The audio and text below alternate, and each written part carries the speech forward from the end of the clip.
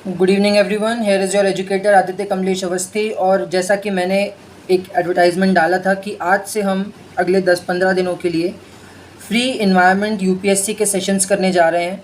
और ये जो फ्री सेशंस हैं इसमें हम UPSC prelims as well as mains cover करेंगे, वो भी इन्वायरमेंट एंड इकोलॉजी का।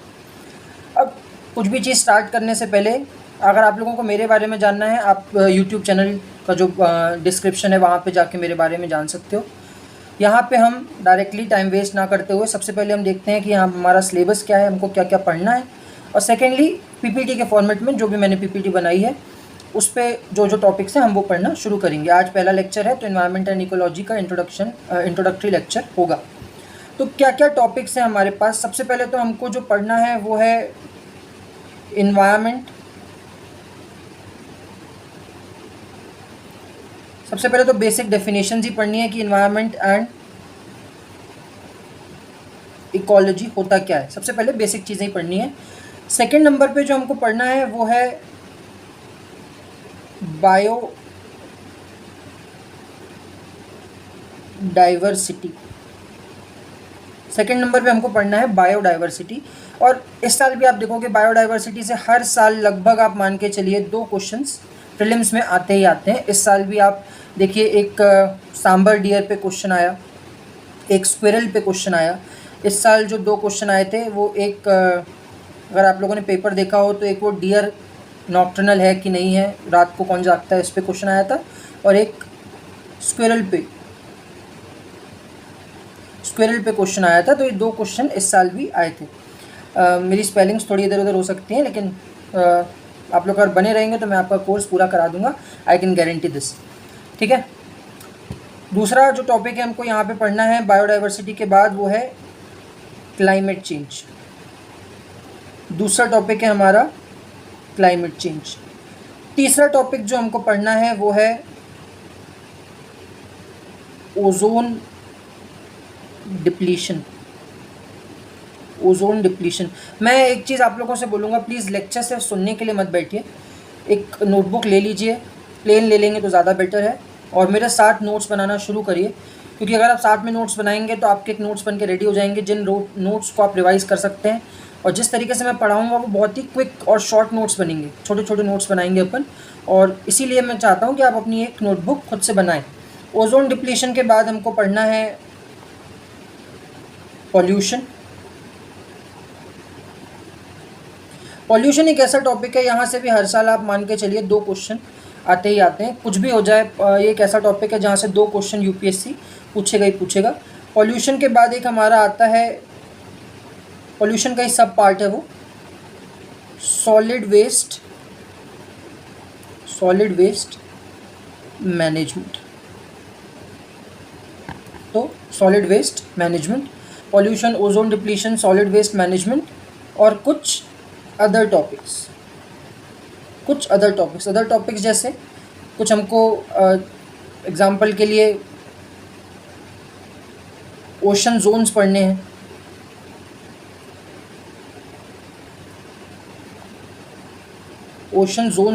कुछ जगह, जैसे ओशन जोन्स में एक हमारे आते हैं इको सेंसिटिव जोन्स भी आते हैं और ओशन जोन्स भी आते हैं, जिसमें हमको ये देखना रहता है कि ओशन के कहाँ तक आप डेवलपमेंट कर सकते हो, किस जगह तक डेवलपमेंट कर सकते हो, कितने फ्लोर की बिल्डिंग बना सकते हो। वो चीज़ें हम ओशन जोन्स में पढ़ेंगे। कुछ साइकिल्स हमको पढ़नी है, जैसे नाइट्रोजन साइकिल, फॉस्फोरस साइकिल, इसमें से कौन सी गैसियस साइकिल है, कौन सी सेडिमेंट्री साइकिल्स हैं, ये सारी चीज़ें हमको यहाँ पे पढ़नी है। तो मोटे मोटे तौर पे इतना टॉपिक होता है जो हमारे इन्वायरमेंट में आता है। कुछ और भी टॉपिक्स होंगे तो वो भी हम साथ में देखेंगे। कुछ भी यहाँ पे छूटने वाला नहीं है, प्रीवियस ईयर के सारे क्वेश्चंस भी कराए जाएंगे। तो मोटे मोटे तौर पे यही चीज़ें रहती हैं, climate change, biodiversity, ozone depletion, oceanic pollution, air pollution, noise pollution, radioactive pollution, solid waste management और कुछ अदर टॉपिक्स जो मिसलेनियस होते हैं। ठीक है। तो मोटे मोटे तौर पे ये हमारा बेसिक सिलेबस है। आज का जो फर्स्ट हम पढ़ने जा रहे हैं वो है इन्वायरमेंट इकोलॉजी का फर्स्ट लेक्चर। तो सोर्सेस की बात एक और कर लेते हैं। सोर्सेस कहाँ से हमको पढ़ना है। देखिए, सोर्सेज में मैं आपको रिकमेंड करूँगा कि आपको जो बायोलॉजी की क्लास 12th की एनसीईआरटी है, बायोलॉजी की क्लास 12th की एनसीईआरटी है, इसके आप आखिरी के लास्ट 4 चैप्टर्स अगर आप पढ़ लें तो आपका एक बेस रेडी हो जाएगा। लास्ट के 4 चैप्टर्स अगर आप पढ़ेंगे तो आपका एक बेस रेडी हो जाएगा और वो आप समझ जाएंगे कि वो टॉपिक जो है वो बायोडाइवर्सिटी और पॉल्यूशन, ये सारे इन्वायरमेंट के टॉपिक हैं। जो सिलेबस मैंने आपको बताया उससे रिलेटेड ही टॉपिक है। जनरली सोर्स में ज्योग्राफी एंड यू बोली जाती है, मैं रिकमेंड नहीं कर रहा हूँ आपको।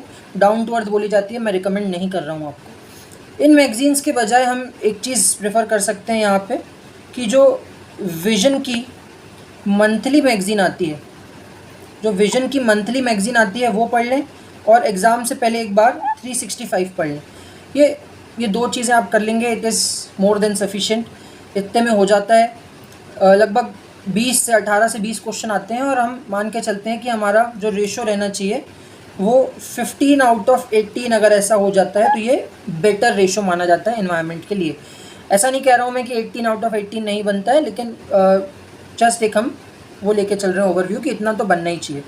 ठीक है, तो देरी ना करते हुए शुरू करते हैं। What is ecology. ठीक है, जैसा जैसे मैं पढ़ा रहा हूँ नोट्स आप उसी तरीके से बनाएं तो आप लोगों के लिए बेटर होगा। उस तरीके से नोट्स बनाएंगे तो नोट्स शॉर्ट भी बनेंगे और जल्दी रिवाइज भी कर पाएंगे। ठीक है, तो हमारा जो अर्थ है वो 3 चीज़ों से मिलके बना हुआ है। कौन कौन सी 3 चीज़ें हैं? एक है एटमॉस्फेयर, एक है लिथोस्फीयर और एक है हाइड्रोस्फीयर। एटमॉस्फेयर, लिथोस्फीयर और हाइड्रोस्फीयर। जहाँ पे ये तीनों चीज़ें मिलती हैं, जिस जगह पे ये तीनों चीज़ें मिलती हैं उस जगह को हम क्या कहते हैं? बायोस्फीयर। उस जगह को हम क्या कहते हैं? बायोस्फीयर। बायोस्फीयर 2 शब्दों से मिलके बना है। कौन कौन से 2 शब्द हैं? एक है बायो और एक है स्फीयर। एक है बायो और एक है स्फीयर। तो बायो का मतलब क्या होता है? बायो का मतलब होता है लाइफ और लिविंग। जहाँ पे कोई ज़िंदा चीज़ रहती है उसे हम कहते हैं बायो या बायोलॉजिकल चीज़। बायोलॉजी में हम क्या पढ़ते हैं? ह्यूमंस, एनिमल्स, प्लांट्स, जो लिविंग ऑर्गेनिजम्स हैं उनको हम बायोलॉजी में पढ़ते हैं। और स्फीयर का मतलब हो जाता है कोई भी एरिया। जब हम बात करते हैं एटमॉस्फेयर की, मतलब वो एरिया जहाँ पे एयर एग्जिस्ट करती है।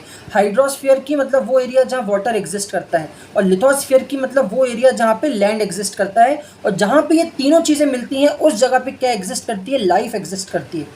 ठीक है, तो बेसिक डेफिनेशन क्या हो गई बायोस्फीयर की? That it is the space where life exist. ये वो जगह है जहाँ पे लाइफ एग्जिस्ट करती है या जीवन यापन होता है। ठीक है, अब बायोस्फीयर में क्या क्या चीज़ें होंगी अगर आप यहाँ पे ध्यान से देखें तो बायोस्फीयर एटमॉस्फेयर, लिथोस्फीयर और हाइड्रोस्फीयर से मिलके बना है। मतलब मैं ये कह सकता हूँ कि जो जो चीज़ हवा में है, जो जो चीज़ पानी में है और जो जो चीज़ ज़मीन पे है वो सभी की सभी चीज़ यहाँ पे आएंगी। मतलब बायोस्फीयर में हमारे पास क्या क्या आएगा? लिविंग जो ज़िंदा चीज़ें हैं वो भी, और नॉन लिविंग चीज़ें जो ज़िंदा नहीं है, नॉन लिविंग थिंग है, वो भी आएंगी। लेकिन एनवायरनमेंट इकोलॉजी की भाषा में हम लिविंग नॉन लिविंग की जगह वर्ड जो यूज़ करते हैं वो वर्ड है बायोटिक एंड एबायोटिक। ठीक है, तो बायोटिक मतलब बायो, फिर से बायो मतलब लिविंग, और एबायोटिक मतलब नॉन लिविंग थिंग्स। ठीक है, अब बायोटिक चीज़ों में 2 आ जाती हैं। फ्लोरा, फ्लोरा को कैसे याद रखना है? फ्लोरा मतलब फूल पत्ती। दैट मीन्स फ्लोरा जहाँ कहीं भी आएगा, फ्लोरा का मतलब होगा ट्रीज़ या प्लांट्स। फ्लोरा का मतलब होगा ट्रीज़ या प्लांट्स। और फौना का मतलब क्या हो जाएगा? एनिमल्स। हम इसको देखेंगे डिटेल में, इनके भी बहुत सारी वेराइटीज़ हैं। एबायोटिक चीज़ों में क्या क्या आ जाता है? एक हमारा आ जाता है टेम्परेचर, तापमान कैसा है, रेनफॉल, बारिश कितनी हो रही है, सॉइल, वहाँ पे मिट्टी कैसी है। मैं सबके एग्जांपल्स दूंगा, ये सब एक स्टार्टिंग है, डिटेल्स हैं इसके नीचे। ठीक है, और मॉइस्चर कैसा है, और भी बहुत सारी चीज़ें हैं। हम ये सारी चीज़ें आगे लेक्चर में देखेंगे। ठीक है, तो अभी तक हमने क्या देखा है? What is biosphere? बायोस्फीयर क्या है? तो biosphere is a space where life exist and biosphere consist of 2 things, both biotic and abiotic components. ठीक है, तो अब भाई इस बायोस्फीयर से ही हम सारी डेफिनेशंस डिराइव करेंगे और आपको भी वैसे ही डेफिनेशंस लिखनी है। ठीक है, द फिजिकल स्पेस, ये जस्ट वेट अ मिनट।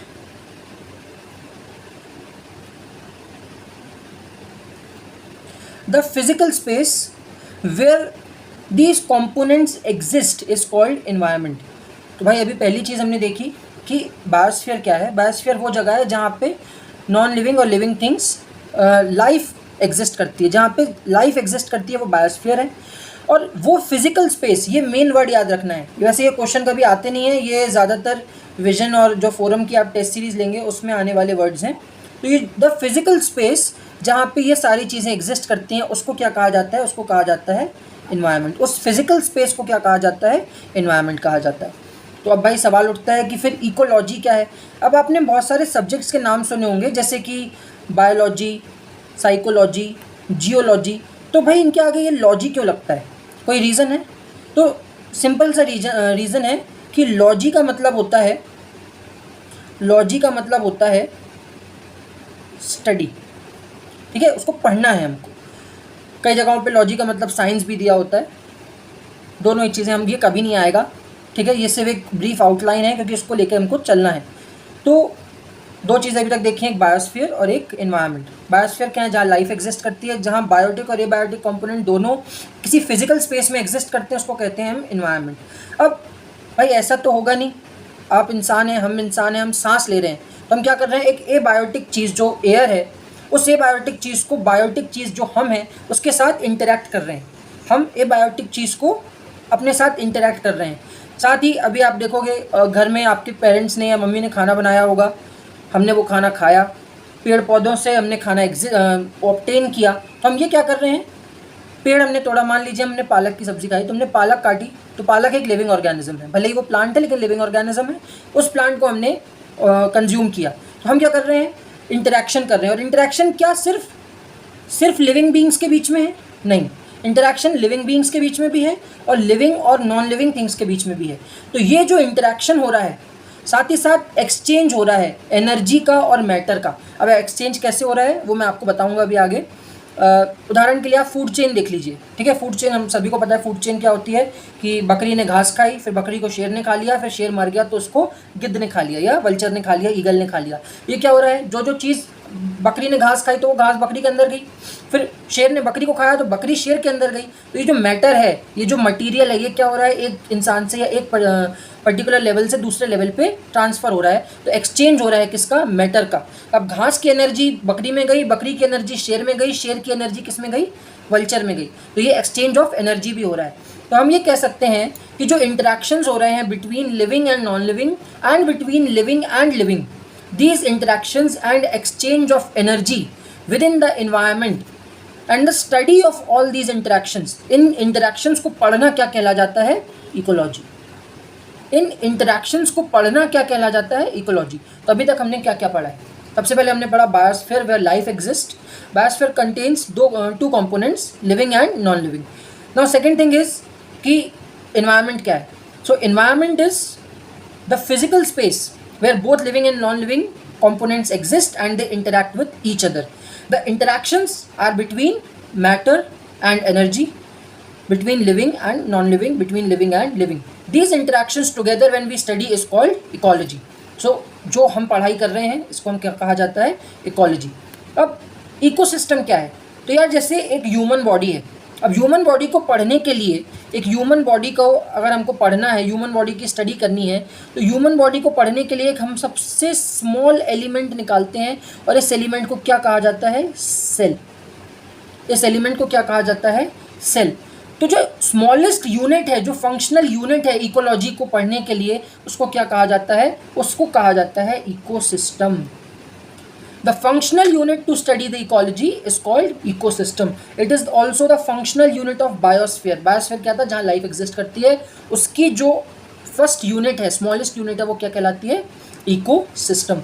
अब साइज ऑफ इकोसिस्टम डिपेंड करता है, किस पे डिपेंड करता है, वो बहुत छोटा भी हो सकता है, ecosystem can be very small and ecosystem can be very large. For example a pond ecosystem, pond ecosystem बहुत स्मॉल इकोसिस्टम है। गार्डन इकोसिस्टम अपने घर के आसपास का, वो भी एक इकोसिस्टम है, क्योंकि इकोसिस्टम में, इकोसिस्टम क्या है, जहाँ पे थोड़े बहुत जानवर आजू बाजू की चीज़ों के साथ, एबायोटिक कंपोनेंट्स के साथ इंटरेक्ट कर रहे होंगे, that is what ecosystem is.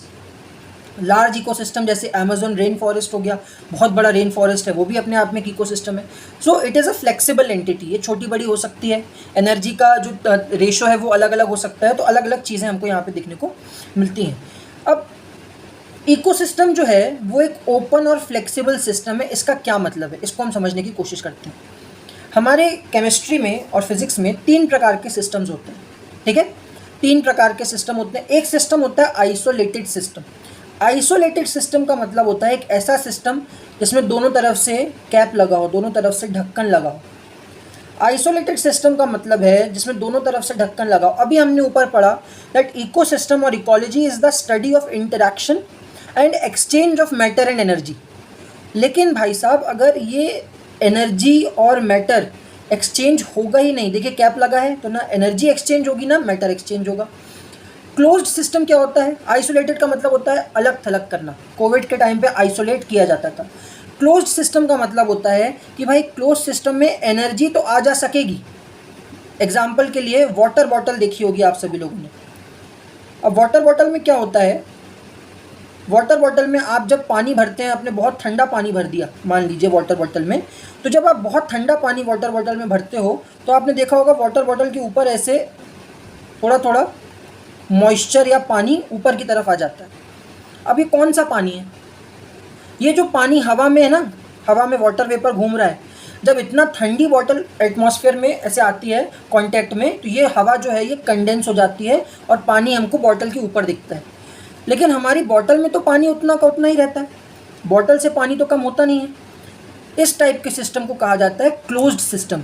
Close system का मतलब है एक ऐसा सिस्टम जिसमें एनर्जी ट्रांसफ़र हो सकती है। बॉटल रखी रहेगी, थोड़े समय के बाद वो गर्म हो जाएगी क्योंकि एनर्जी ट्रांसफ़र हो गई है, लेकिन पानी उतना ही रहेगा, पानी कम नहीं होगा। इस सिस्टम को कहा जाता है क्लोज सिस्टम। और ओपन सिस्टम क्या होता है? जहाँ पे एनर्जी भी आ सके और मैटर भी आ सके।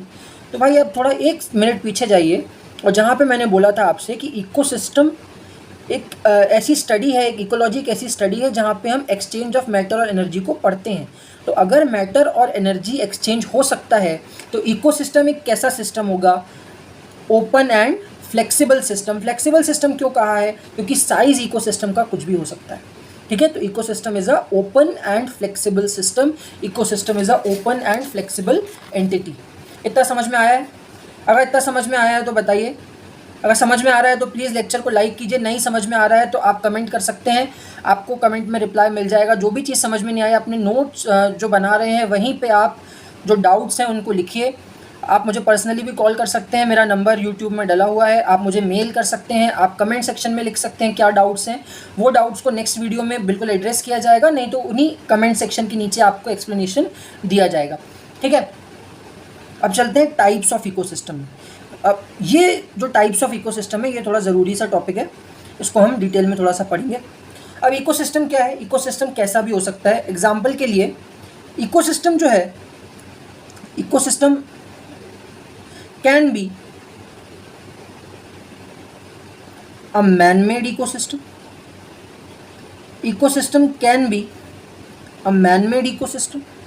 जैसे राजा भोज की कौन सी लेक है? भोजताल, भोपाल में, सभी ने सुना है इसके बारे में। It is a man made ecosystem. Garden, it is a man made ecosystem.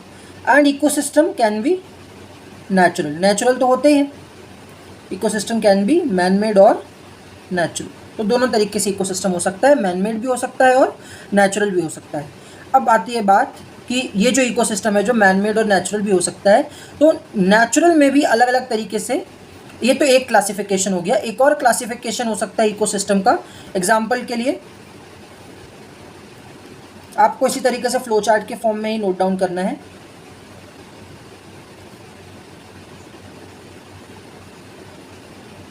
Terrestrial and aquatic ecosystem, या तो ज़मीन पे हो सकता है या पानी में हो सकता है। ठीक है, अब भाई ये भी तो हो सकता है कि जो ज़मीन पे टेरेस्ट्रियल इकोसिस्टम है वो टेरेस्ट्रियल इकोसिस्टम फॉरेस्ट भी हो सकता है, जंगल भी हो सकता है, डेजर्ट भी हो सकता है और ग्रासलैंड भी हो सकता है, घास के मैदान भी हो सकता है। It can be forest, it can be desert, it can be grassland. और ये जो एक्वेटिक इकोसिस्टम है, एक्वेटिक इकोसिस्टम भी भाई अलग अलग तरीके से हो सकता है। कैसे? It can B marine ecosystem, it can B marine ecosystem. Marine ecosystem मतलब कहाँ? समुद्र में। It can B fresh water, it can B fresh water, साफ पानी वाला इकोसिस्टम भी हो सकता है। एग्जाम्पल रिवर, लेक्स, ऐसा भी हो सकता है। और it can be estuarine ecosystem, it can be estuarine ecosystem. अब इसको समझते हैं, ठीक है। What is estuarine ecosystem? Estuarine ecosystem को समझने की कोशिश करते हैं। Just give me a minute. Estuarine ecosystem को अलग से समझने की कोशिश करते हैं यहाँ पे हम। तो इकोसिस्टम की बात हो रही है और अभी हम देख रहे हैं एस्चुराइन इकोसिस्टम। एस्चुराइन इकोसिस्टम वो उस टाइप का इकोसिस्टम है जहाँ पे एक्सट्रीम सॉल्ट, बहुत ज़्यादा नमक भी नहीं होता है और एक्सट्रीम फ्रेश वाटर भी नहीं होता है, एक्सट्रीम फ्रेश भी नहीं होता है। तो ऐसा इकोसिस्टम जहाँ पे ना ही बहुत एक्सट्रीम सॉल्ट हो और ना ही एक्सट्रीम फ्रेश वाटर हो। तो इस टाइप का इकोसिस्टम हमको कहाँ देखने को मिलता है? जब रिवर अपने एंड में आती है तो एंड में रिवर क्या करती है? एक डेल्टा बनाती है। हम इसे लेकिन डेल्टाइक इकोसिस्टम नहीं बोलते, ठीक है। बोला इसको एस्चुराइन इकोसिस्टम ही जाता है, ऐसा नॉमेनक्लेचर है। तो ये जो इकोसिस्टम बनेगा यहाँ पे, इस इकोसिस्टम को क्या कहा जाता है? एस्चुराइन इकोसिस्टम। कोई एग्जाम्पल है हमारे पास इसका? बिल्कुल एग्जाम्पल है, जैसे कि मैनग्रूव्स,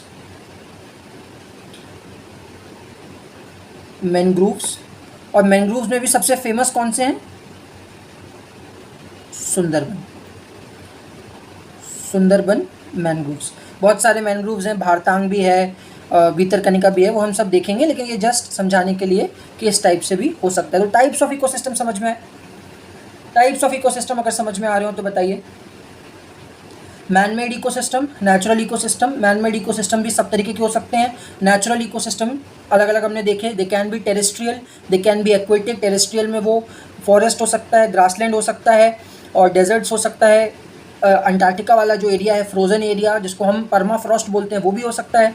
एक्वेटिक में मरीन हो सकता है, फ्रेश वाटर हो सकता है, एस्चुराइन हो सकता है। एस्चुराइन इकोसिस्टम क्या है? जहाँ पे नदी ख़त्म होती है उस जगह पे जो एस्चुरी बनती है उसको हम एस्चुराइन इकोसिस्टम बोलते हैं। और यहाँ के पानी को क्या बोला जाता है? यहाँ के पानी को क्या बोला जाता है? प्लीज़ नोट डाउन करें इस चीज़ को। इस वाटर को बोला जाता है ब्रैकिश वाटर। इस वाटर को बोला जाता है brackish water. What this water is called? Please repeat with मी, ठीक है। ऐसे अगर पढ़ रहे हैं और साथ में इंटरेक्ट नहीं कर रहे हैं ऑनलाइन क्लास के, so it is waste of time, फिर आप रहने दीजिए, ठीक है। So it is called brackish water, ठीक है। ये सभी आपको मिल जाएगा, इसकी बिल्कुल चिंता ना करें। ये पूरे के पूरे नोट्स आपको as it is PDF form में मिलेंगे विथ एनोटेशंस। सारे एनोटेशंस के साथ मिलेंगे। आपको जो रह रहा है उसके नोट्स अलग से भी बना सकते हैं, ठीक है। लेकिन साथ में नोट्स बना के चलेंगे तो वो फ़ायदा रहेगा, ठीक। Now components of ecosystem. मैंने आपको स्टार्टिंग में बताया था that ecosystem consist of two things, biotic and abiotic components. ये दो चीज़ें मैंने आपको बताई थी, that ecosystem consist of two things, biotic and abiotic components. Just give me a minute, I don't know what happened.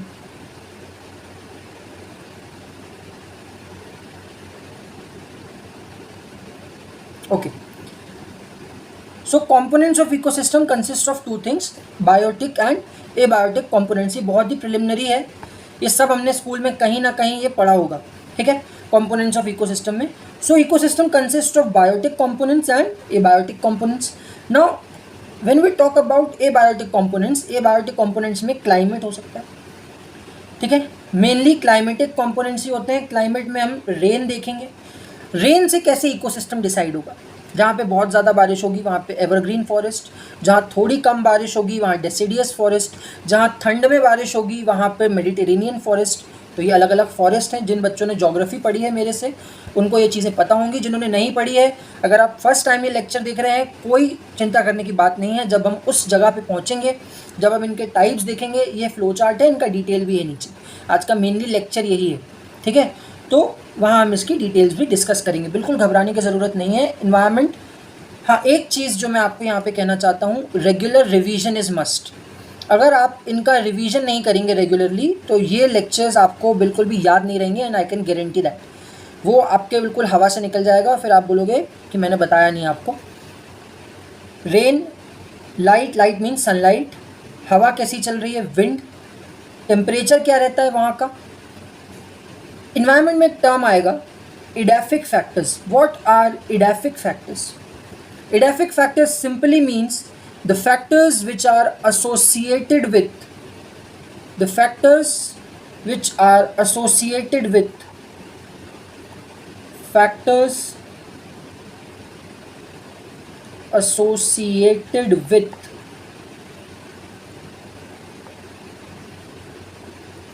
soil. Those factors which are associated with soil are called edaphic factors.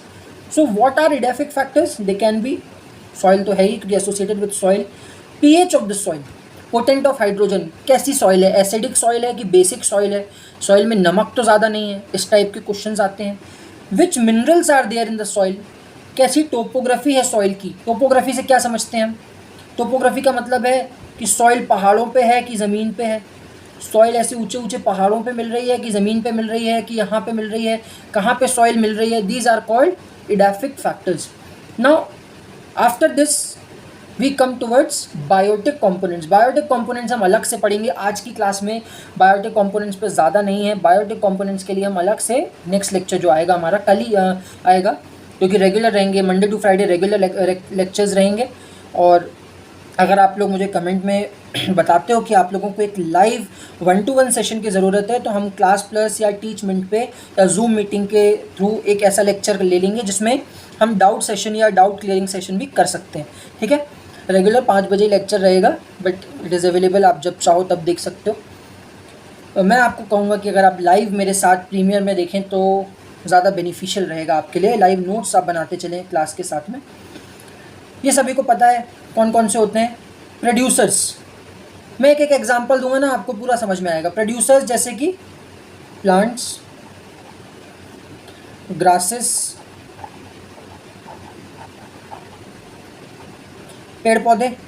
ठीक है, अब इनको ऐसा क्यों कहा जाता है? These are called, ये जो प्लांट्स हैं, these are called autotrophs. Why they are called autotrophs? Auto का मीन्स होता है सेल्फ, खुद से. ठीक है, and trophs are which produce their food by themselves. तो ऐसे एनिमल्स, ऐसे प्लांट्स या ऐसे लिविंग ऑर्गेनिजम्स जो अपना फूड, अपनी एनर्जी सेल्फ डेवलप करते हैं, सेल्फ प्रोड्यूस करते हैं, दोज आर कॉल्ड प्रोड्यूसर्स और ऑटोट्रॉफ्स. ठीक है, सेकेंड आ जाते हैं consumers. Consumers are called heterotrophs. Heterotrophs means they depend on others. वो दूसरों पे निर्भर करते हैं, वो दूसरों पे डिपेंड करते हैं कि हमको खाना मिले. नाउ हेट्रोट्रॉफ्स आर अगेन, यहाँ पे हम किस में आते हैं? Humans are heterotrophs. हम खुद का कोई खाना नहीं बनाते हैं. ठीक है, पालक पनीर बना लेना या चिली पनीर बना लेना या चिकन बना लेना, it is not comes under production. ठीक है, किसी और चीज़ के थ्रू हम अपना खाना प्रोड्यूस कर रहे हैं. समझ में आ रही है ये बात? सो कंज्यूमर्स जो कंज्यूम करते हैं, क्या कंज्यूम करेंगे? जो प्रोड्यूसर्स बनाएंगे उसी को कंज्यूम हम कर लेंगे. तुम बनाओ, हम खाते हैं. That is what producer and consumer relationship is. ठीक है, तो हेट्रोट्रॉफ्स भी अब अलग अलग तरीके के होते हैं. Like primary consumers. Primary consumers मतलब जो सबसे पहली स्टेज में खाते हैं. एग्जाम्पल के लिए यहाँ से आपने एक फूड चेन पढ़ी होगी इस तरीके से: grass, then deer, then lion and then vulture. इस तरीके की आपने एक फूड चेन पढ़ी होगी और ये बहुत फेमस फूड चेन है. ये डायग्राम्स के साथ पढ़ाई जाती है हमारे स्कूल में. ठीक है, अब ये जो ग्रास, डियर, लॉयन, वल्चर वाली फूड चेन है, तो इसमें ग्रास क्या हो जाती है? Grass is our primary consumer, then deer is grass is producer. Sorry for the mistake. Grass is producer, deer is our primary consumer, lion is our secondary consumer, vulture is our tertiary consumer. और अब vulture मर जाएगा तो vulture को कौन खाएगा? Then comes in the picture what we call as decomposers. Decomposers, and these are called tertiary consumers. ठीक है, क्वाटरनरी कंज्यूमर्स मतलब फर्स्ट, सेकेंड, थर्ड, फोर्थ की स्टेज में चल रहा है. एक चीज़ मैं आपको और बता दूँ, ये कभी नहीं पूछेगा. ठीक है, जितना भी हम अभी तक पढ़ रहे हैं इससे सिर्फ आपको प्रीलिम्स टेस्ट सीरीज़ में मदद मिलेगी, लेकिन आगे जो भी टॉपिक्स पढ़ेंगे वहाँ मदद मिलेगी, प्लस आंसर राइटिंग इंप्रूव करने में मदद मिलेगी. ये प्रीलिम्स में एज इट इज़ नहीं पूछेगा. ठीक है, और लास्ट में आ जाते हैं डीकम्पोजर्स या सेप्रोफाइट्स, जिनकी मैंने यहाँ पे बात करी, वो इस कैटेगरी में भी आते हैं, वहाँ भी आते हैं। एग्जाम्पल्स के लिए बैक्टीरिया, देन हमारा सबसे फेवरेट जानवर जो घरों में मिट्टी खोदते में मिल जाता है, कौन सा जानवर है वो?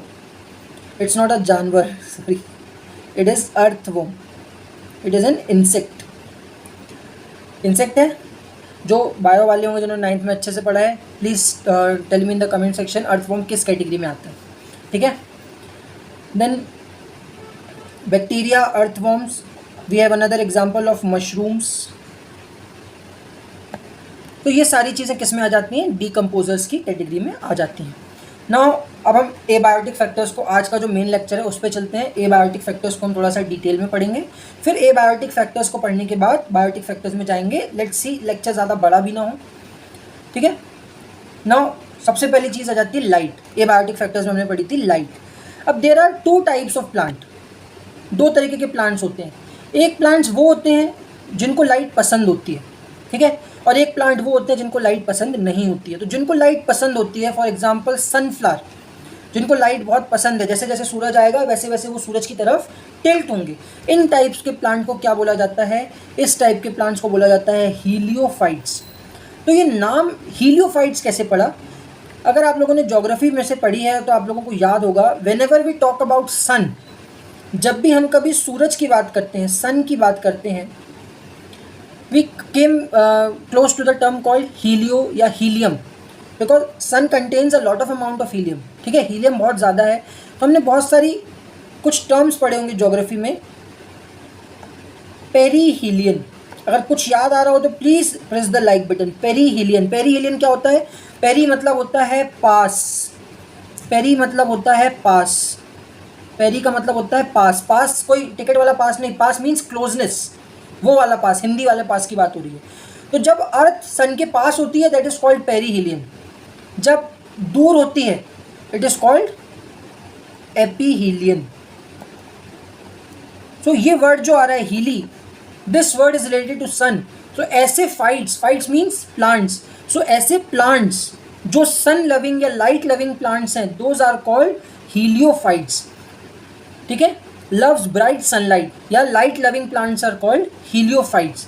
Second, जो plants लाइट ज़्यादा पसंद नहीं करते हैं, जैसे कि डेकोरेटिव प्लांट्स हो गए, जिनको घरों में सजाने के लिए रखा जाता है, such plants are called sciophytes.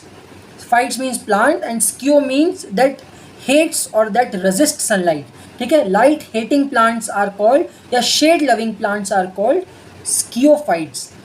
Mark these words, 2-3 colour के पेन से लिखें तो बेहतर रहेगा। फिर से देखते हैं, ऐसे प्लांट्स जो लाइट पसंद करते हैं आर कॉल्ड हीलियोफाइट्स। ऐसे प्लांट्स जो शेड या छाया पसंद करते हैं, those are called sciophytes. Light loving plants are called heliophytes, shade loving plants are called sciophytes, ठीक है। अब ये डायग्राम तो प्योरली ज्योग्राफी से उठाया हुआ डायग्राम है। क्या बताता है ये? अगर आपको दिख रहा हो, दिस इज़ 23.5 डिग्री। एक सेकेंड रुकिए, ज़रा मैं पेन को थोड़ा सा थिक कर लूँ। This is 23.5 degree north, this is 23.5 degree south, ठीक है। ये नॉर्थ और साउथ है। इसके बीच का ये पूरा इलाका क्या कहलाता है? इसके बीच का ये पूरा इलाका कहलाता है ट्रॉपिक्स। और आपको ये भी पता है कि इस ट्रॉपिक्स पे ही सबसे ज़्यादा लाइट आती है। मतलब यहाँ पे जो प्लांट्स मिलेंगे वो किस टाइप के होंगे? मेनली हीलियोफाइट्स। यहाँ पे जाओगे जहाँ पे सनलाइट कम आती है, यहाँ पे कैसे हो जाएंगे? स्कियोफाइट्स। तो ये जनरली बताता है कि कहाँ कहाँ लाइट ज़्यादा आती है। तो ये वाला जो पोर्शन है, ये वाला जो पोर्शन है, ये पोर्शन लाइट लविंग प्लांट्स का है या ज़्यादा सनलाइट का है। और ये वाला जो पोर्शन है ऊपर वाला, this portion is shade loving plants का पोर्शन है। ऐसे ये सब स्टेटमेंट वाइज पूछता है। जैसे कई स्टेटमेंट मैंने कराए भी होंगे क्लास में, नहीं तो मैं आपको फिर से कराता हूँ। एक क्वेश्चन आया था यूपीएससी में, दैट हाई बायोडाइवर्सिटी क्या होती है? जिसको नहीं पता है please stay with the lecture, 1-2 दिन के बाद आप इसमें एक्सपर्ट हो जाओगे। हाई बायोडाइवर्सिटी ट्रॉपिक्स में मिलती है, हाई बायोडाइवर्सिटी ट्रॉपिक्स में मिलती है। और ये सही स्टेटमेंट था। ये क्यों होता है, कैसे होता है, वेट कीजिए इसके लिए, ये मैं आपको बताऊंगा बाद में। अब हम आ जाते हैं टेम्परेचर पे। लाइट खत्म हो गया, लाइट में दो एस्पेक्ट पढ़ने थे, जहाँ ज़्यादा लाइट पसंद हो दैट इज़ हीलियोफाइट्स, जहाँ कम लाइट पसंद हो दैट इज़ स्कियोफाइट्स। अब आ जाते हैं टेम्परेचर पे, ठीक है। अब इसको ज़रा ध्यान से देखो, जहाँ पे सूरज की रोशनी डायरेक्ट पड़ रही है वहाँ टेम्परेचर ज़्यादा होगा, जहाँ सूरज की रोशनी ऐसे पड़ रही है, इस तरीके से जा रही है, यहाँ पर टेम्परेचर कम होगा। तो ऑब्वियसली टेम्परेचर के बेसिस पे अलग अलग टाइप की वेजिटेशन, अलग अलग टाइप के प्लांट्स, अलग अलग टाइप के लोग, एनिमल्स हम देखते हैं। जैसे इंग्लैंड के लोग गोरे होंगे, इंडिया के लोग सांवले होंगे, श्रीलंका वेस्ट इंडीज़ के लोग थोड़े डार्क कॉम्प्लेक्शन के होंगे। तो ये सब किस पे डिपेंड करता है? टेम्परेचर पे। अब यहाँ पे हम देखते हैं टेम्परेचर के बेसिस पे अलग अलग तरीके से बांटा गया है। एग्जाम्पल के लिए सबसे पहले आ जाता है मेगाथर्म्स। चीज़ों को रटने से पहले समझने की कोशिश करें। Megatherms, what does the word mega means? अगर मैं कुछ कह रहा हूँ मेगा मार्ट मीन्स बड़ा market, and therm means thermometer, therm means temperature, and mega means large. So those areas where temperature is very large, such areas are called megatherms. High temperature throughout the year, पूरे साल ज़्यादा धूप रहेगी। देखिए, और ये कौन सा इलाका है? अगर मैं यहाँ पे इसको फिर से बनाने की कोशिश करूँ तो ये कौन से इलाके की बात जनरली यहाँ पे हो रही है? ये हो रही है इस वाले इलाके की बात। ये इस इलाके में साल भर एक सी धूप पड़ेगी और एक सा तापमान रहेगा, ठीक है। तो इस इलाके को क्या बोला जाएगा? इस इलाके को बोला जाएगा मेगाथर्म्स। This is मेगाथर्म। अब सेकेंड आ जाता, मेगाथर्म में क्या प्लांटेशन मिलेगा, क्या वेजिटेशन मिलेगा? ये फॉरेस्ट देखा है आपने, ये कौन सा फॉरेस्ट है? This forest is Amazon. This forest is Amazon. और ये किस टाइप का फॉरेस्ट है? Please let me know in the comment section. Live chat में आप बता सकते हैं किस टाइप का ये फॉरेस्ट है। This is evergreen. This is evergreen rain forest. This is evergreen rain forest. Why it is evergreen? क्योंकि हमेशा बहुत धूप रहेगी और रोज़ बारिश होगी, डेली बारिश होती है। कन्वेक्शनल रेनफॉल 2 से 4 बजे के बीच कैसे बारिश होती है? सुबह से धूप निकल आती है, सुबह से जितना ज़मीन में मॉइस्चर रहता है वो लगातार धूप पड़ती है और ये जो पानी है ये भाप बन के ऊपर आ जाता है। अब 2 से 4 बजे के बीच ये बादल में इतना मॉइस्चर होता है कि बरसते हैं और तेज़ बारिश के साथ बरसते हैं, रोज़ बरसते हैं। और फिर 4 बजे के बाद बारिश कम हो जाती है और ठंड पड़ना शुरू हो जाती है। That means these are Amazon rain forest और एवरग्रीन रेन फॉरेस्ट, जहाँ साल भर गर्मी रहती है और साल भर बारिश होती है। साल भर बारिश होती है। अभी हम सेम एग्जांपल किस में देखेंगे? जब हम रेन की बात करेंगे। तो this is evergreen rain forest. मुझे बताइए, ये जो नदी कर रही है यहाँ पे, ये जो नदी चल रही है इस तरीके से, इसको क्या कहा जाता है? Let me know in the comment section अगर आप लेक्चर पूरा दिख रहे हैं। जो नदी ऐसे घूम फिर के जा रही है। अच्छा, यहाँ इन पेड़ों की एक खास बात देखिए। यहाँ पे इन पेड़ों में आपको कहीं पे भी नीचे की ज़मीन नज़र आ रही है क्या? तो कहीं पे भी ऐसा दिख रहा है कि नीचे की ज़मीन दिख रही है? नहीं दिखेगा। क्यों? बिकॉज इन प्लांट्स के पास क्या होती है? These plants have high canopy. What is high canopy? High canopy का मतलब है कि जो पेड़ होंगे वो इतने घने होंगे कि नीचे की वेजिटेशन आपको नहीं दिखेगी। नीचे की वेजिटेशन आपको नहीं दिखेगी। हम इसको डिटेल में पढ़ेंगे बायोडाइवर्सिटी में। अलग अलग टाइप्स की वेजिटेशन बायोडाइवर्सिटी में डिटेल में आएगा। अभी सिर्फ टेम्परेचर के बेसिस पे बांट रहे हैं इसको, ठीक है। फिर आ जाता है मीसोथर्म। अब what is the meaning of meso? Meso जहाँ कहीं भी आए, मीसो का मतलब होता है मिडिल। जहाँ कहीं पे भी मीसो आए, मीसो का मतलब होता है मिडिल। अब मिडिल का मतलब है ना ही पूरे साल बारिश होगी और ना ही पूरे साल सूखा पड़ेगा। मतलब कभी बारिश कभी सूखा। इंडिया 3 महीने बारिश, फिर ठंड, फिर गर्मी, सूखा, गर्मी, ठंड, इस टाइप से चलता रहता है। तो कुछ भी फिक्स नहीं है। इस जगह, इस टाइप के एरियाज़ में हमको जो फॉरेस्ट मिलते हैं, these are forest are called deciduous forest. Deciduous forest. What is the meaning of deciduous? Deciduous का हिंदी में मतलब होता है पर्णपाती। इतना डिटेल हिंदी में नहीं जाना है हमको। डेसीडियस फॉरेस्ट का मतलब अगर हम लिटरल मीनिंग देखें तो डेसीडियस फॉरेस्ट का लिटरल मीनिंग होता है to drop a part of. ऐसे पेड़ जो अपना शरीर का एक हिस्सा छोड़ देते हैं। आपको देखिए यहाँ पेड़ में दिख रहा होगा कि पत्ते बहुत कम हैं, ठीक है। तो इन ऐसे पेड़ जिनमें पतझड़ का मौसम आता है, क्योंकि सूखा पड़ेगा तो पतझड़ आएगा, जब बारिश होगी तो हरियाली हरियाली हो जाएगी।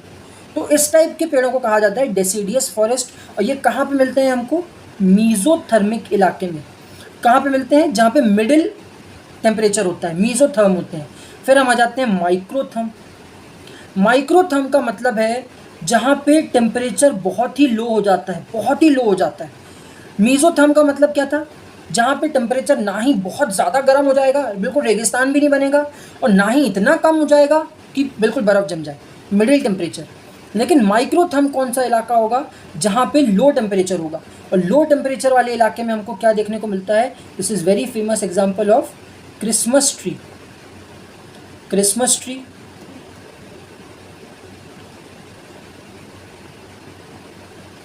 ऑब्लिक पाइन ट्री और स्प्रूस, सारे इस प्रकार के पेड़ हैं जो यहाँ पे देखने को मिलते हैं हमको, क्रिसमस ट्री टाइप के। अब इनकी खासियत क्या होती है? इन फॉरेस्ट को क्या बोला जाता है? These are called coniferous forest.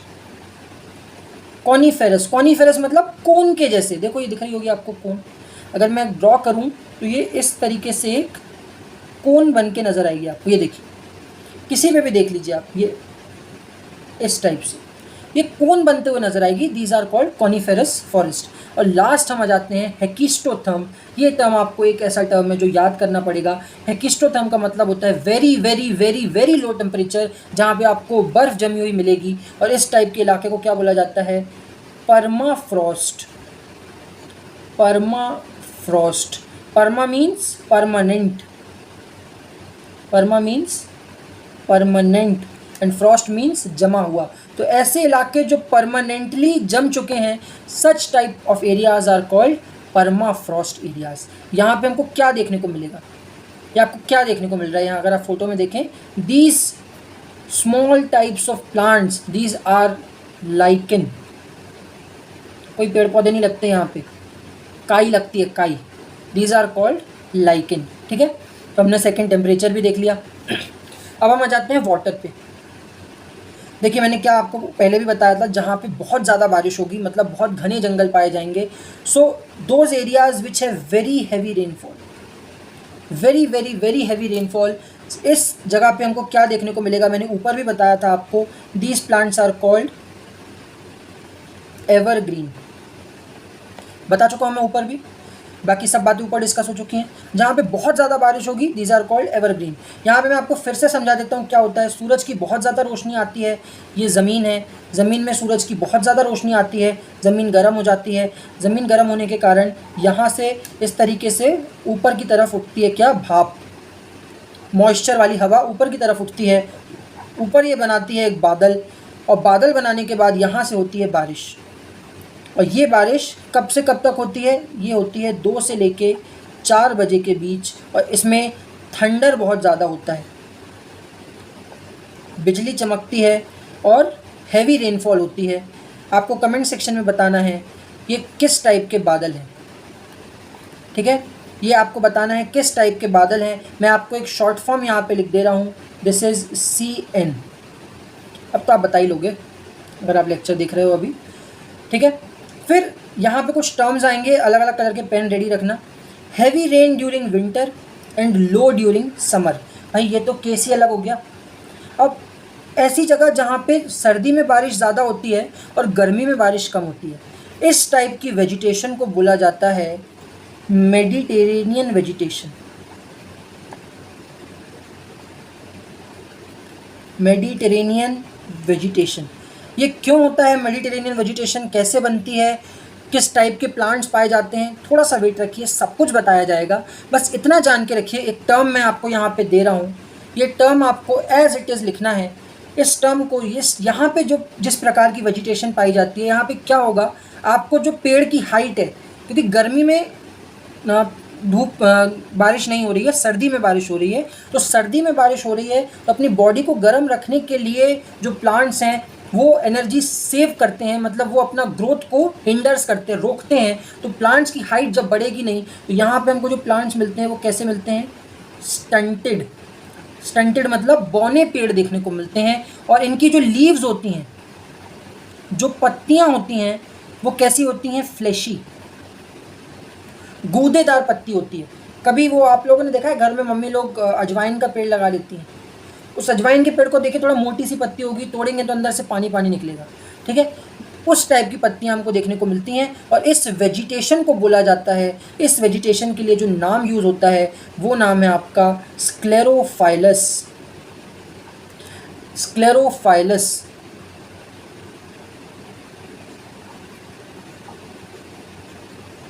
स्क्लेरोफाइलस vegetation. बिल्कुल चिंता ना करें, ये नाम फिर से आएगा जब हम डिटेल में पढ़ेंगे इसको। बस अभी लिख लें कि स्क्लेरोफाइलस वेजिटेशन कहाँ की होती है? This is of Mediterranean areas, ठीक है। फिर आ जाते हैं हम very heavy rainfall during summer, जहाँ गर्मी में बहुत ज़्यादा बारिश होती है और सर्दी में बारिश नहीं होती है, कम होती है। इस टाइप के एरियाज़ में जो वेजिटेशन आती है उस वेजिटेशन को बोला जाता है ग्रासलैंड्स, ठीक है। इसको बोला जाता है ग्रासलैंड वेजिटेशन। हम अलग अलग टाइप के ग्रासलैंड पढ़ेंगे, ये सारी चीज़ें हमको वेजिटेशंस बायोडाइवर्सिटी वाले चैप्टर में डिटेल में पढ़नी है। ये ग्रासलैंड एग्जाम्पल क्या है इसके? सवाना। सवाना ग्रासलैंड इसका एक एग्जाम्पल है। और लास्ट हमारी आती है जहाँ पे बिल्कुल बारिश नहीं होती। कैसी बारिश होती है? ज़ीरो।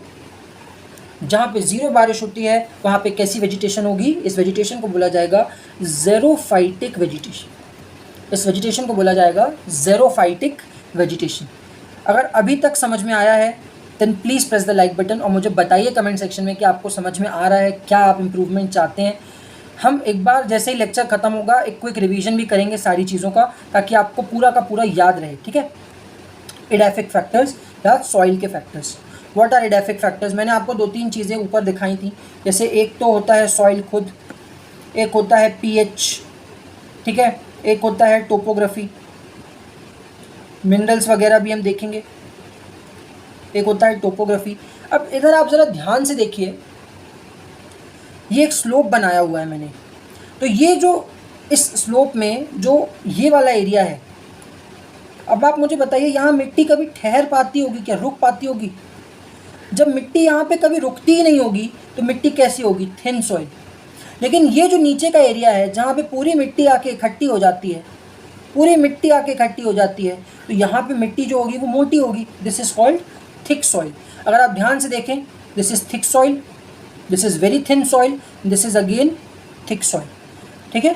तो स्लोप्स में हमेशा थिन सॉइल होगी। तो हम भी किसकी बात कर रहे हैं? टोपोग्राफी की, कि स्लोप्स में पतली मिट्टी होगी और जो हम नीचे आएंगे, मैदान में आएंगे, ग्राउंड में आएंगे, प्लेन्स में आएंगे, वहाँ पे जो मिट्टी होगी वो थिक होगी, ठीक है। अब आ जाते हैं पीएच पे। इस चीज़ को ज़रा ध्यान से समझना, ठीक है, यहाँ से क्वेश्चन भी आया हुआ, तो इस चीज़ को ज़रा ध्यान से समझना। जब हम बात करते हैं मिट्टी की, तो मिट्टी कई जगह पे एसिडिक भी हो सकती है और कई जगह पे बेसिक भी हो सकती है, एल्कलाइन भी हो सकती है और न्यूट्रल भी हो सकती है, ठीक है। न्यूट्रल मिट्टी जनरली अच्छी नहीं मानी जाती है एग्रीकल्चर के लिए। फॉर एग्रीकल्चर द बेस्ट, जो हम कहते हैं कि बेस्ट सॉइल कौन सी है एग्रीकल्चर के लिए, that is between 6.5 to 7.5 and slightly acidic soil, slightly acidic soil is good for agriculture, is good for agriculture, ठीक है। तो 6.5 से 7.5 के बीच की मिट्टी जो होती है वो बेस्ट मिट्टी मानी जाती है। और तो वो किस रेंज में आती है? इस रेंज में। लेकिन फिर भी कुछ जगहें ऐसी हैं जहाँ पे कुछ प्लांट्स, इस टाइप के प्लांट्स होते हैं जो बिल्कुल खारे पानी में या नमकीन पानी में रहना पसंद करते हैं। इस टाइप की जो मिट्टी होती है उस सॉइल को बोला जाता है एल्कलाइन सॉइल। और इस टाइप के प्लांट्स का एक सबसे अच्छा एग्जाम्पल है मैनग्रोव्स। जल्दी से कमेंट सेक्शन में बताइए, जल्दी से जाके। अभी मैंने आपको बताया था मैनग्रोव्स किस टाइप के इकोसिस्टम में पाए जाते हैं। मैं आपको 3 ऑप्शन भी दे रहा हूँ यहाँ पे। ग्रासलैंड इकोसिस्टम,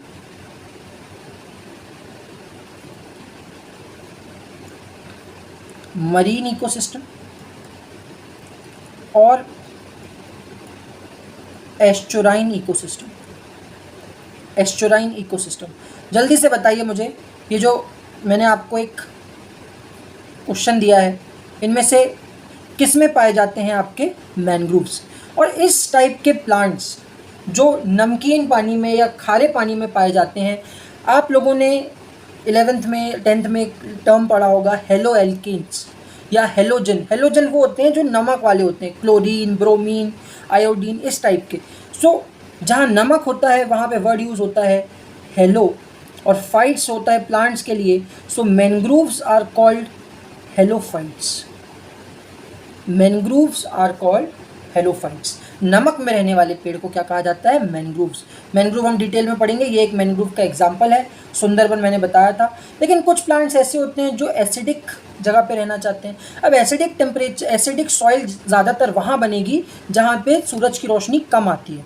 देखिए कैसा क्या होता है, ये ज़मीन है, ज़मीन में कुछ नमक भी होता है और ज़मीन में पानी भी होता है। अब अगर सूरज की रोशनी बहुत ज़्यादा आएगी तो पानी क्या होगा? इवेपोरेट हो जाएगा, उड़ जाएगा। अब अगर पानी इवेपोरेट हो गया, उड़ गया पानी, तो पानी के उड़ने से क्या होगा? नमक ज़्यादा होगा, और नमक ज़्यादा होगा तो कैसी सॉइल बनेगी? Alkaline soil. लेकिन ठंडे इलाकों में हमको ऐसा चीज़ नहीं देखने को मिलता, तो जो सॉइल बनेगी वो कैसी सॉइल बनेगी? It is acidic soil. और ये जो एसिडिक सॉइल यहाँ पे हमको बनेगी, दिस एसिडिक सॉइल में जिस टाइप के प्लांट्स होते हैं, इन प्लांट्स को बोला जाता है ऑक्जीलोफाइट्स। ऑक्जीलोफाइट्स। और इसका एक बेस्ट एग्जांपल है ये जो फोटो है आपके सामने, it is cotton grass. It is cotton grass, ठीक है। तो यहाँ पे ध्यान से देखिए, ऑक्जीलोफाइट्स एंड कॉटन ग्रास। इतना समझ में आया? ऑक्जीलोफाइट्स एंड कॉटन ग्रास, ठीक। सो बायोटिक फैक्टर्स पे हम कल मूव ऑन करेंगे, फोटोऑटोट्रॉप्स और ये सब हम कल से पढ़ना शुरू करेंगे। अभी एक क्विक रिवीजन हम लेने की कोशिश करते हैं, जो जो चीज़ हमने पढ़ी है, ठीक है। एक क्विक रिवीजन हम यहाँ लेने की कोशिश करते हैं जल्दी से, ठीक है। कॉपी किताब बंद करिए और मेरे साथ रिवाइज कीजिए। बायोस्फीयर, बायोस्फीयर मतलब जहाँ पे लाइफ एग्जिस्ट करती है उसे हम कहते हैं बायोस्फीयर। बायोस्फीयर दो कंपोनेंट से मिलकर बना है। बायोस्फीयर में तीन चीज़ें होती हैं, एटमॉस्फेयर, लिथोस्फीयर और हाइड्रोस्फीयर। जहाँ पे तीनों चीज़ें मिलती हैं उसको कहा जाता है बायोस्फीयर। बायोस्फीयर का तोड़ेंगे तो क्या बनता है? जहाँ पे लाइफ एग्जिस्ट करती है वो, और स्फीयर का मतलब एरिया। जब बायोस्फीयर क्या है? जहाँ पे दोनों कंपोनेंट्स होते हैं, एबायोटिक कंपोनेंट्स भी एंड बायोटिक कंपोनेंट्स भी। दैट फिजिकल स्पेस जहाँ पे बायोटिक और एबायोटिक कंपोनेंट्स एग्जिस्ट करते हैं उसको क्या बोला जाता है? एनवायरनमेंट। जो वर्ड आ रहा है कौन सा? Physical space is used for environment. अब एनवायरनमेंट के बाद the interaction. Now the living things and non-living things interact with each other and they exchange two things. क्या क्या? एनर्जी और मैटर। सो जब ये एनर्जी और मैटर एक्सचेंज होता है, this interaction and the study of these interactions is called ecology. और जो फंक्शनल यूनिट है इकोलॉजी को पढ़ने की, the functional unit for the study of ecology is called ecosystem. Ecosystem का कोई साइज नहीं होता। Ecosystem can be very large like Amazon rain forest, savanna grassland, और ecosystem can be very small. Very small means pond और garden ecosystem. Ecosystem एक कैसी entity है? It is a flexible, क्योंकि साइज का कोई वो नहीं है कि कितना छोटा कितना बड़ा होगा, and it is an open ecosystem. That means energy and matter both can exchange freely. कैसे होते हैं? साइक्लिक की तरह होते हैं, नॉन साइक्लिक, ये सब कल देखेंगे। अभी बिल्कुल सिर्फ जो अभी पढ़ा है उसको रिवीजन करने की कोशिश कर रहे हैं। Types of ecosystem. Ecosystem can B man made, जैसे कि मैंने आपको एक भोज वेटलैंड का एग्जांपल दिया था। कुछ पार्क्स हैं, कुछ गार्डन है, ये सारी चीज़ें किस में आ जाती हैं? मैन मेड में। Natural ecosystem, natural ecosystem, forest, rivers, ये सारी natural ecosystem. Ecosystem can also be divided as terrestrial ecosystem and aquatic ecosystem. Terrestrial ecosystem में आ जाते हैं forest, deserts, grasslands, Antarctic ocean, Antarctica की जो बर्फ़ है वो। और एक्वेटिक इकोसिस्टम में आ जाते हैं हमारा marine ecosystem, fresh water ecosystem, estuarine ecosystem. Estuarine ecosystem क्या होता है? जहाँ पे ना ज़्यादा सॉल्ट हो ना ज़्यादा साफ पानी हो। मैनग्रूव्स जहाँ पे होते हैं इसको हम ब्रैकिश वाटर भी कहते हैं। कंपोनेंट ऑफ इकोसिस्टम में दो कंपोनेंट होते हैं, एबायोटिक कंपोनेंट और बायोटिक कंपोनेंट। एबायोटिक कंपोनेंट में क्लाइमेटिक फैक्टर्स आते हैं, जिसमें पीएच देख लिया हमने, लाइट देख लिया है, विंड देख लिया है, टेम्परेचर देख लिया है। एडोफिक फैक्टर में सॉइल, जो सॉइल से एसोसिएटेड फैक्टर होते हैं उसमें हमने पीएच देख लिया है, सॉइल देख लिया है क्या होती है, टोपोग्राफी में कैसा होता है वो देख लिया है। बायोटिक फैक्टर्स हम कल के नेक्स्ट लेक्चर में देखेंगे। ए बायोटिक फैक्टर्स जो होते हैं, ए बायोटिक फैक्टर्स में हमने सबसे पहले क्या देखा? लाइट। तो लाइट दो तरीके की होती है, दो तरीके की नहीं होती है, दो टाइप के प्लांट्स होते हैं। सबसे पहले एक ऐसे प्लांट्स जो लाइट फेवर करते हैं, पसंद करते हैं, उनको हम बोलते हैं हीलियोफाइट्स। एक शेड लविंग प्लांट्स होते हैं जिनको हम बोलते हैं स्कियोफाइट्स, शेड लविंग प्लांट्स, ठीक है। फिर हम आ गए थे टेम्परेचर में। टेम्परेचर में हमने टोटल 4 चीज़ें देखी। सबसे पहले हमने देखा मेगाथर्म्स, मेगा मतलब ज़्यादा सूरज की रोशनी चाहिए, एवरग्रीन फॉरेस्ट बनते हैं। फिर हमने देखा मीजोथर्म, मीजोथर्म मतलब जहाँ मिडिल रेंज में चाहिए थोड़ा सा, डेसिडियस फॉरेस्ट बनता है। फिर आ जाता है माइक्रोथर्म्स, माइक्रोथर्म्स में जहाँ पे बहुत कम टेम्परेचर होता है, जहाँ पे हमने कॉनिफेरस फॉरेस्ट देखे। और फिर आ जाते हैं हमारा हेकिस्टोथर्म, हेकिस्टोथर्म में जहाँ पे बिल्कुल बर्फ़ जम जाती है, परमाफ्रॉस्ट होता है, लाइकन वगैरह यहाँ पे पाया जाता है। फिर हम आ गए थे रेनफॉल में, जहाँ पे वेरी हैवी रेनफॉल होती है, उसको हमने बोला क्या, एवरग्रीन फॉरेस्ट। जहाँ पे ठंड में बारिश होती है और गर्मी में बारिश नहीं होती है, वो इलाके हैं मेडिटेरेनियन वेजिटेशन के। मेडिटेरेनियन वेजिटेशन जो है वो उसको कहा जाता है स्क्लेरोफाइलस। क्या कहा जाता है? Sclerophyllous. Please repeat with me, sclerophyllous. यहाँ पे पत्तियों में फ्लैश होता है, एक थोड़ा सा गूदा होता है पत्तियों में, और पेड़ छोटे हो जाते हैं। जहाँ पे गर्मी में बारिश होती है और सर्दियों में बारिश कम होती है, वहाँ बनते हैं घास के मैदान या ग्रासलैंड। और जहाँ पे बहुत ही कम बारिश होती है उनको कहा जाता है रेगिस्तान या डेजर्ट्स। और वहाँ पे कौन सी वेजिटेशन पाई जाती है? इसको कहा जाता है ज़ेरोफाइटिक वेजिटेशन। फिर हम आ गए थे एडाफिक फैक्टर्स में। अगर ढाल में मिट्टी है तो पतली रहेगी, स्लोप में है तो पतली रहेगी, थिन रहेगी। अगर जेंटल या फिर प्लेन एरिया में है तो वो थिक रहेगी। सॉइल पीएच पे नापी जाती है। अगर न्यूट्रल सॉइल है तो वो ज़्यादा अच्छी नहीं होती है। स्लाइटली एसिडिक सॉइल एग्रीकल्चर के लिए बेस्ट होती है। एल्कलाइन जो होते हैं वहाँ पे मैंग्रोव्स पाए जाते हैं, और मैंग्रोव्स का एक नाम भी है हेलोफाइट्स, क्योंकि वो नमक के पानी में रहते हैं। एसिडिक सॉइल जहाँ पे नमक कम होता है, एसिडिक कंटेंट ज़्यादा होता है सॉइल में, इस टाइप यहाँ पे जो प्लांट्स पाए जाते हैं उनके प्लांट्स को बोला जाता है ऑक्सिलोफाइट्स। एग्जाम्पल है इसका कॉटन ग्रास। ये ठंडे इलाकों में पाई जाती है। It is present in cold areas. मैंने ये चीज़ लिखी नहीं है यहाँ पे, लेट मी राइट दिस, तो पता चला आप लोग नोट्स पढ़ो फिर कंफ्यूज हो जाओ। फाइंड इन कोल्ड एरियाज, ठीक है, फाइंड इन कोल्ड एरियाज, तो ठंडे इलाकों में पाई जाती है, दैट इज ऑक्सिलोफाइट्स।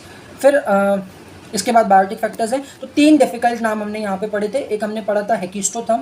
हेकिस्टोथर्म क्या था? जहाँ पे बिल्कुल ही टेम्परेचर बहुत कम होता है, लाइकन वाली वेजिटेशन पाई जाती है, परमाफ्रॉस्ट। एक हमने स्क्लेरोफाइलस पढ़ा जो मेडिटेरेनियन टेम्परेचर की वेजिटेशन है। एक हमने पढ़ा ऑक्सिलोफाइट, ऑक्सिलोफाइट एसिडिक सॉइल में होने वाली वेजिटेशन है। एक हमने देखा था स्कियोफाइट्स जो शेड लविंग होते हैं, और एक देखा था हीलियोफाइट्स जो लाइट लविंग होते हैं, ठीक है। तो अराउंड 1 आवर का लेक्चर होगा, 1 आवर to 5 मिनट्स के आसपास का, और ऐसे रेगुलर लेक्चर्स आएंगे। अगर आपको ये लेक्चर पसंद आया हो तो प्लीज़ मुझे कमेंट सेक्शन पे बताइए, इस लेक्चर को शेयर कीजिए। मैं आपको गारंटी करता हूँ, लास्ट टाइम सोसाइटी में अनफॉर्चुनेटली लेट स्टार्ट हुआ था, एग्ज़ाम की डेट्स आ गई थी, तो मैं कंप्लीट नहीं कर पाया उसको, but I can assure you मैं एनवायरनमेंट पूरा कंप्लीट करूँगा, पीपीटीज़ के साथ कंप्लीट करूँगा, और प्रीवियस ईयर क्वेश्चंस भी देखेंगे, सब कुछ देखेंगे। तो प्लीज़ लेक्चर को शेयर कीजिए, चैनल को सब्सक्राइब कीजिए, और thank you for watching the lecture. अगर आप यहाँ तक आए हैं तो मिलते हैं अगले लेक्चर के साथ। तब तक के लिए जय हिंद, वंदे मातरम, और हमेशा खुश रहिए, ऐसे ही पढ़ते रहिए।